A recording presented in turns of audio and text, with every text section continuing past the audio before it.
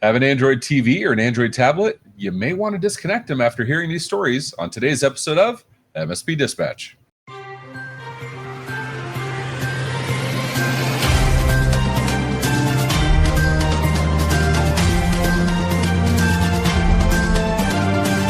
This episode is presented by OIT VoIP. Enhance your client's communication abilities with our VoIP solution, featuring integrated billing, on-demand training, and live US support.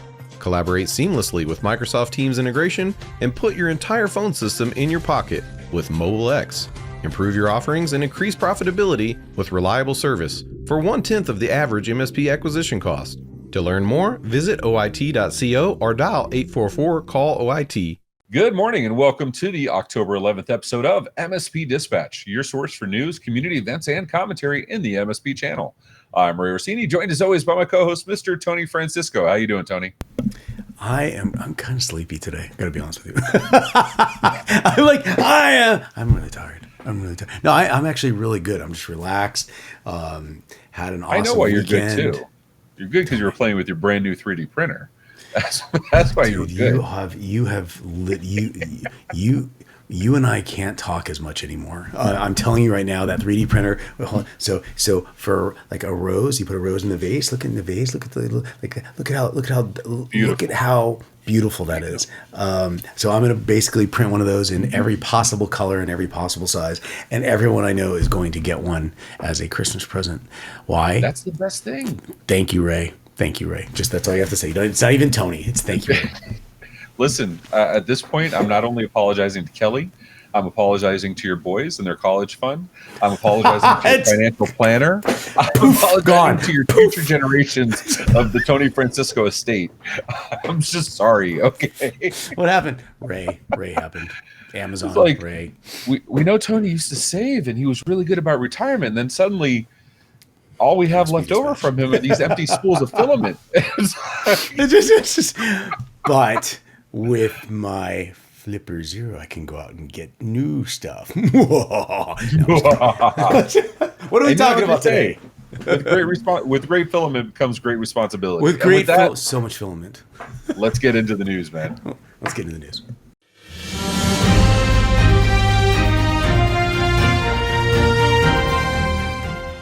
In my first top story, CDW data to be leaked next week after negotiations with LockBit break down. Written by Connor Jones on The Register. CDW, a major global reseller, faces the impending leak of its data by LockBit's cybercrime gang due to failed ransomware negotiations. The breach is a result of failed ransomware, with LockBit claiming that CDW's offered sum was so low that it offended the cyber criminals. However, the exact figures of the original ransom demand and CDW's counteroffer remain undisclosed. The spokesperson for the gang, known as LockBit Sup, emphasized that the negotiations had concluded, and once the timer expires, all the data will be made public. And despite the ongoing incident that began in early September when CDW first appeared on the LockBit's blog, CDW has not issued any official statements or responses. The scheduled data leak is set to occur on October 11th, as indicated by LockBit's victim blog countdown timer. Tony, can we just go back to the days where you get a little note, you'd buy some Bitcoin, you'd pay them off, and you'd move on with life? Like, the thought of negotiating with these guys, like you would negotiate for a car when you're buying, or, negotiating a deal on some food, like, that's a little terrifying to me. This is evolving a little too far beyond what I'm comfortable with. Are you getting that same feeling out of this? I don't know what's happening. All I know is I'm creating a reservation on October 11th so I can go buy some data or something. I don't what's being sold. Like, is the customer data being sold? Is on October 11th all of their servers and hardware comes to a screeching halt? What impact is this going to have to CDW? And let's be very, very blunt about what we're all thinking. One, how did that actually happen? Two, are other distributors a primary target? And three, because CDW in some capacity has access to order X, define X, was that hack inserted, slipstreamed into the X that was ordered for the customer. Consequently, a ripple out impact that is very unforeseen until later. So I have a lot of questions, but Ray, back to my thing. Do you want to pitch in? Because we can buy some data, I guess, customer data. No, yeah. Just toss me some Bitcoin. We're in, man. No, I mean, at some point, it's funny because I'm not even mad about the data leak. We've said it a million times. Stuff is going to happen. You do whatever you can to prevent it. You create plans to respond to it if it happened. The epic failure here is that this happened in September and there's still no official statements. This happened weeks ago. There's no official statements. There's no official response. We all know what's going on. So I don't know what they're gaining by this at this point. You have to notify. And I have to wonder if it's these global companies like CDW if that's not exactly what Congress is looking at when they're creating these bills to require these people to make notifications within 24 or 72 hours, whatever it happens to be. And we've talked about that. We've talked about where the line gets a little too strict, where it removes your ability to think rationally and respond calmly. But then you have this weeks later where even the news is aware of it and the actual affected party still hasn't said a word. When we're getting more information from the ransomware gang than we're getting from CDW, like that colors my perception when I'm going and picking vendors. And CDW is not a small vendor. Tony, you work in the enterprise world. Would that color how you would buy from them, or if you would buy from them? It's definitely an influencer. A very, very wise, initiated man once said, the mistakes that are made, and we'll call it swept under the rug, ignored, there's a term called LastPassy. So you see what I did there? So for those of you who've been watching the show, every time you say LastPassy, you have to mail $1 over to Ray, because what a beautiful term that summarizes it's not a big deal, no big deal, and then it happens again, and then it happens again, and then it happens again. That's very LastPassy, and I feel like we're on the very first step of LastPassiness.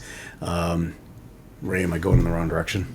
No, you're not wrong at all. And look at the hubris of LastPass. No, the data was taken, but it was still encrypted. It was hashed. It would be impossible to look at.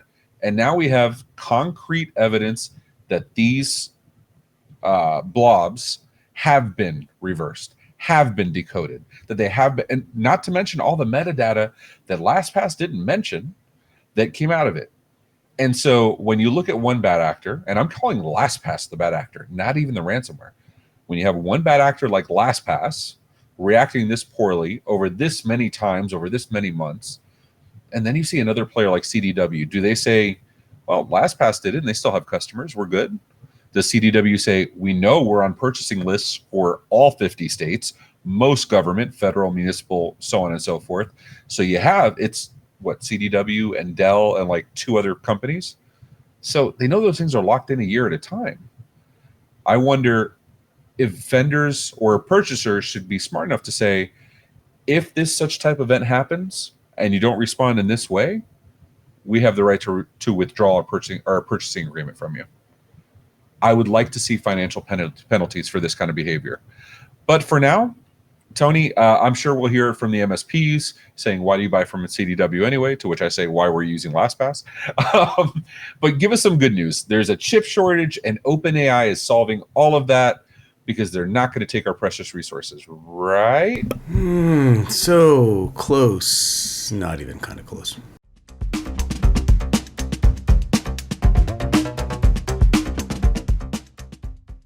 Jumping into my first story from TechCrunch.com, OpenAI is considering developing its own AI chips amid a growing chip shortage affecting AI model training. Currently, reliant on GPU-based hardware for AI model development, OpenAI is exploring strategies, including acquiring an AI chip manufacturer or designing chips in-house.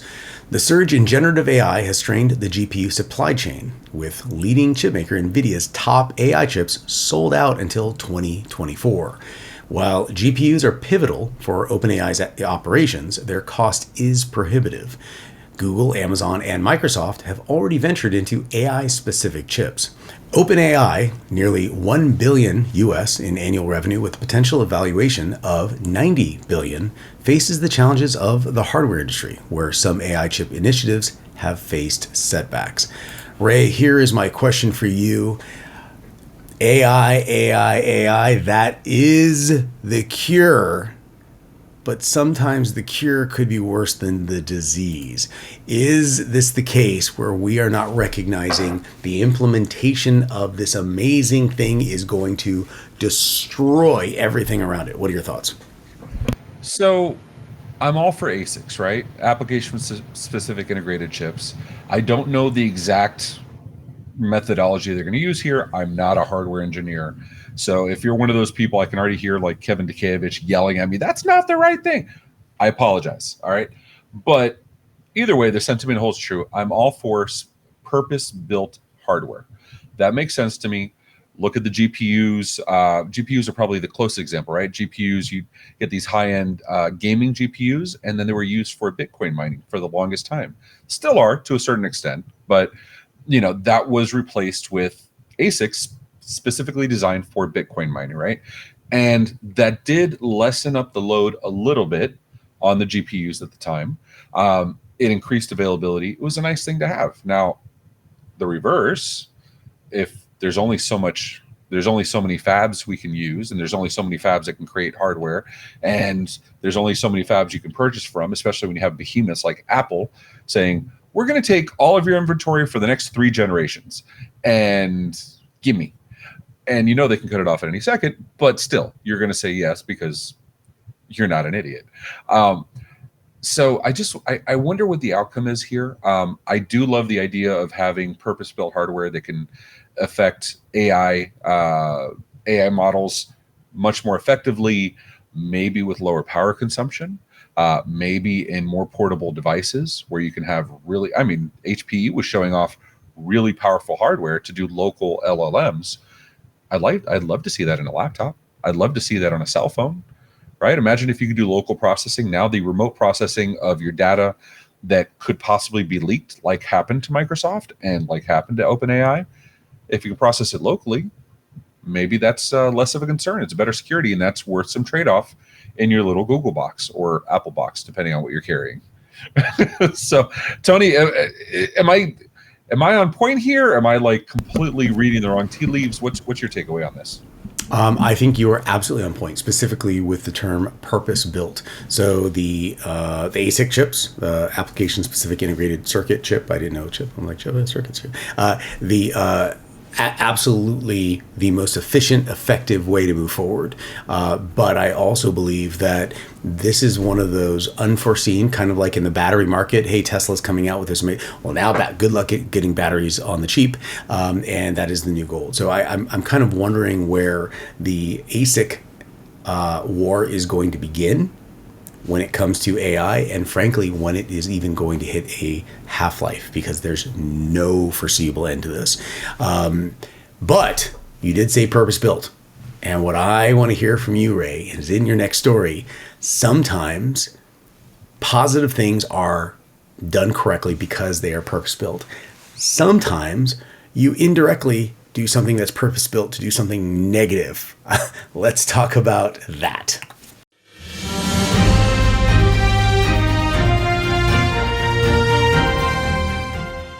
Tony, you're absolutely right. And my third top story showcases exactly that. In my third story, NSA and CISA reveal the top 10 cybersecurity misconfigurations. This story written by Sergey Gatlan for a bleeping computer. The NSA and CISA have revealed 10 most common cybersecurity misconfigurations found in large organization networks. These misconfigurations pose significant vulnerabilities and are frequently exploited by threat actors for various malicious purposes, including unauthorized access and data breaches. Among the issues listed include inadequate separation of user and admin privileges, insufficient network monitoring, lack of network segmentation, inadequate access controls on network resources, poor credential management, and uncontrolled code execution. To address these concerns effectively, the advisory emphasizes the importance of secure by design practices among software manufacturers. This involves early integration of robust security controls into the development process, eliminating default passwords and promoting multi-factor authentication as a standard practice. Network defenders are also encouraged to implement mitigation measures such as configuration hardening, deactivating unused devices, automating patch management, and closely monitoring administrative accounts.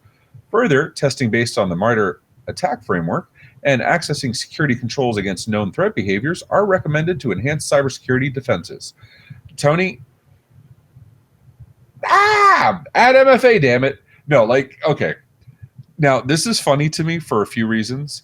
The biggest of which is the most recent Microsoft leak where it was a misconfiguration of 100% storage buckets.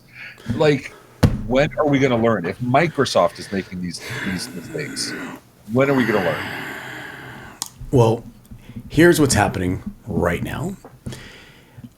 I will challenge that a large double-digit percentage of our listening base at that moment while you were reading was paging through the show notes, looking for the link of that list, going through, oh no, I did this one, and I'm doing this one. And now they are starting a project plan. They're doing a situational report to the team that says, based on our assessment, here are the things that we need to change right away. Thank you, MSP Dispatch. Really appreciate that. I just want to point. I am telling you exactly what our audience is doing, and here is my response to that. Thank you. Thank you. That's all I can say is thank you. Because sitting back and listening and letting these ambient vulnerabilities just exist is wrong. Engaging takes there's a Latin word for it. Work. Sorry, there may have been some dolphins in there. It takes work, and but it sounds better when you say it like an old priest, like an old Roman Catholic priest. Don't fuck it up, sus. Like, right? I can do some That is good. That. It is good. It's like everything sounds better in French. But just listening to this and understanding that it isn't you, it's us. It's all of us. And let's, for the betterment of our community, of our industry, of our profession, look at what we are doing. Look at what other people are doing wrong and make sure that we're not doing the same thing. That's my input. Not that I should get off my soapbox and pass the mic over to you. Say it more, please, because we have at least one school district that if they would have paid attention to us, they wouldn't have been breached. We have at least, hell, even the MGM, if they had followed our stories with Finn and talked about social engineering, I mean, the MGM and Caesars would have been better off. This kills me. I would love the day when we can stop talking about the same thing, because I have to, at this point, at least the MSPs we talk to in MSP Media Network Discord, link is there. The MSPs there, they know what's up. Why can't we get this out to everybody, right? And that's what I want to see. MSPs, if you're going to comment on this, don't tell me how much you disagree or agree or how much you're tired of hearing this. I want to know what you're doing to get the word out so that these things don't happen. Not for your clients, but for the others, because I think we need to understand that even if we protect our own, if there's giant botnets out there because of so many unprotected devices, we're still going to get hit. It doesn't matter. So I want to hear from the MSPs. What are you doing to spread the word? And tell us in the comments below, or let us know on the the Discord. Let us know on the Discord. Go over there. Come talk to us. Let us know on the Discord. Tony's going to bail me out with some notables now so I can shut up. Let's get into the notables.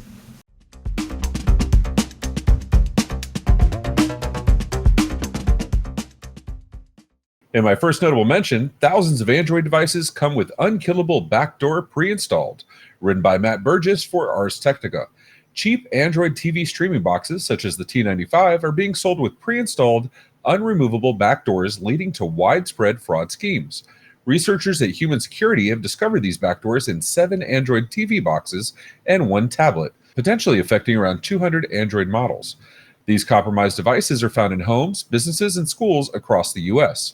Built in China, the backdoor is added before reaching resellers, allowing access to apps and communication with a Chinese server. The fraudulent activities linked to these devices include advertising fraud, residential proxy services, counterfeit Gmail and WhatsApp accounts, as well as remote code installation. In my second notable mention, critical zero-day bug in Atlassian Confluence under active exploit, written by Tara Seals for Dark Reading. A critical zero-day vulnerability, CVE 2023-22515, in Atlassian Confluence server and data center is actively being exploited. This remotely exploitable flaw is unusual for privilege escalation issues, making it a significant threat. It impacts on-premises instances from version 8.0.0 onwards, allowing attackers to create unauthorized admin accounts and access sensitive data. Atlassian hasn't provided a CVSS v3 score, but it rates it between 9 to 10 internally. Patches have been released, and Atlassian suggests blocking access to /setup endpoints on Confluence instances and immediate patching. And jumping into my first notable mention from darkreading.com. By February 2024, companies sending over 5,000 emails via Google or Yahoo are mandated to use DMARC authentication technology. This move by both tech giants aims to enhance email security. Companies will benefit from added protection against impersonation via SPF and DKIM, and DMARC will notify domain name owners about potential email spoofing. These requirements are expected to drive broader DMARC adoption. Neil Kumaran from Google highlights that this gives senders valuable configuration insights. Current data indicates that while half of email senders have adopted DMARC, only 14% strictly enforce it. Experts believe that while this move is a step forward, it is essential to remain vigilant against potential bad actors and malicious activities.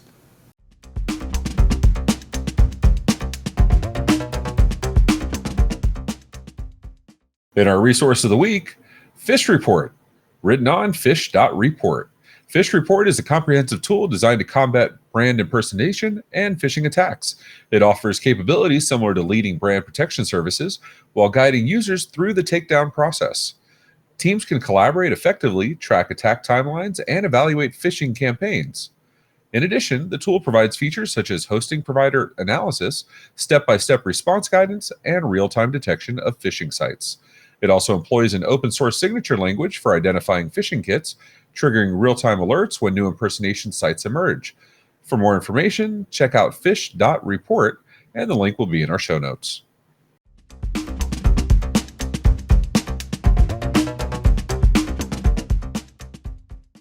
And our feedback from the YouTubes, this comes from our special report in our interview with Dan Tomaszewski at DattoCon. Giant Rocket Ship said, "This was great. We had a booth and found the conference and attendee energy was great. The venue layout was a challenge, let's say, but overall a great conference with some good sessions." For those that didn't attend DattoCon, what he's referring to, we'll cover this a little more in depth later, is that there were multiple vendor halls. Some were dead center, like the CISA products. Some were a little bit outside of there, the premium vendor hall. And then there was not only hallways with individual rooms with 8 to 10 sponsors in there, but there were also sponsorships and vendors at different hotels, which made discoverability a little difficult for some. But Kaseya did do a good job of shepherding people to different hotels. Thanks for the feedback, Dustin. We appreciate you. There are plenty of amazing upcoming events taking place across the community, so let's take a look at what's happening this week. Starting today and running through tomorrow, an in-person event, Channel Pro SMB Forum in Atlanta, Georgia. And also today at 1 p.m. Eastern Time, Tradecraft Tuesday, using memory forensics to bring your investigations back from the dead, presented by Huntress. Tomorrow at 3 p.m. Eastern Time, selling cybersecurity solutions as an MSP, hosted by Finn. And then on the 12th through the 14th, an in-person event, IoT Compass Signature event in Chicago, Illinois. And coming from the MSP Media Network this week, we have, later today at 7 p.m. Eastern Time, Wins and Losses is back for episode 10. And then tomorrow at 10 a.m. Eastern, AI Roundup, episode 31. And then later on Wednesday at 1 p.m. Eastern Time, a new episode of Partner First with our new host, Dean Trimpolis, covering improving customer experiences and relationships for growth with the Helped crew. And then on the 13th at 11 a.m. Eastern, MSP Community Live will be back with episode 15. Are you engrossed by the intriguing world of AI? Do you find yourself relying more on ChatGPT every day? Are you fascinated by creating visuals with Midjourney or Stable Diffusion? Or could it be you're contemplating the deep-seated implications AI has for your professional field? If you're struggling to keep abreast of all the AI developments, don't worry. I'm Phil Buck, the host of AI Roundup, a weekly digest of all things AI. Make sure to check in every Wednesday at 10 a.m. Eastern for a concise roundup of the most captivating AI news right here on the MSP Media Network.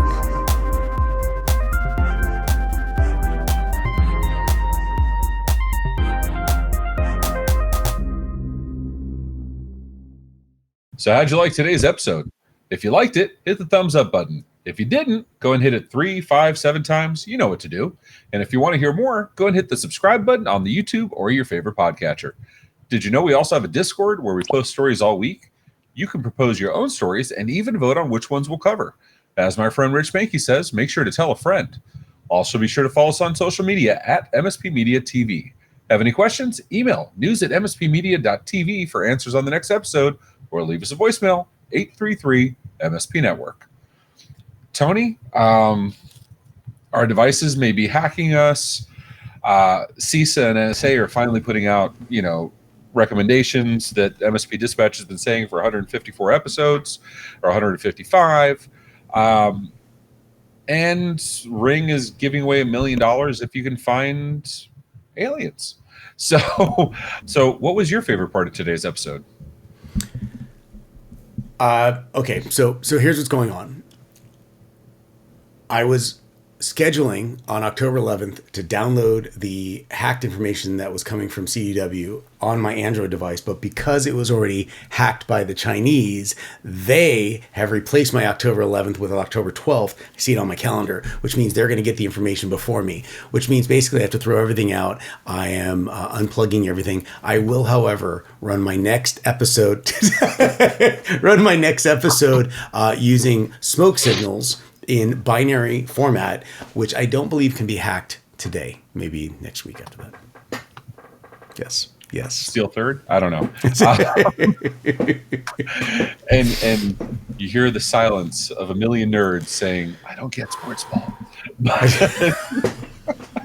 No, the silence of a million nerds, because they're all free. They're all looking at their Android stuff, and they're like, "Well, what does this even mean? How do we know if it's just from the Android devices? What if that particular chip is in something else? One of anything." I'm fascinated. Absolutely fascinated. I hope, to everyone's benefit, that this story truly populates the wallet of your therapist, because do you see what we're doing here at the MSP Dispatch? We are managing expectations outside of our own through our own little narrow lens. We are passing money to others to support the well-being of our community. So I don't even know where that's going. We support the capitalistic ecosystem. Yes. In addition to, I think MSP Dispatch is the most prepared podcast in all of the interwebs for Halloween, because we scare the shit out of MSPs every day. Oh my gosh, we are. It's Halloween every day here. And with that, take care of yourselves and each other, ladies and gentlemen. Be safe, everyone.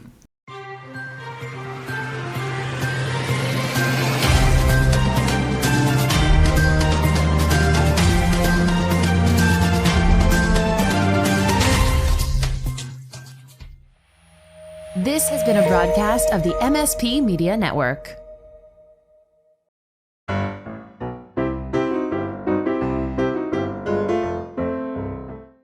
In my first story in security, CDW data to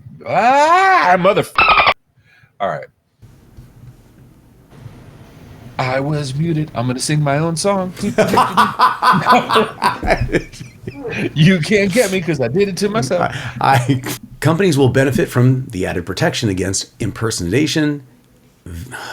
Impersonation. One more.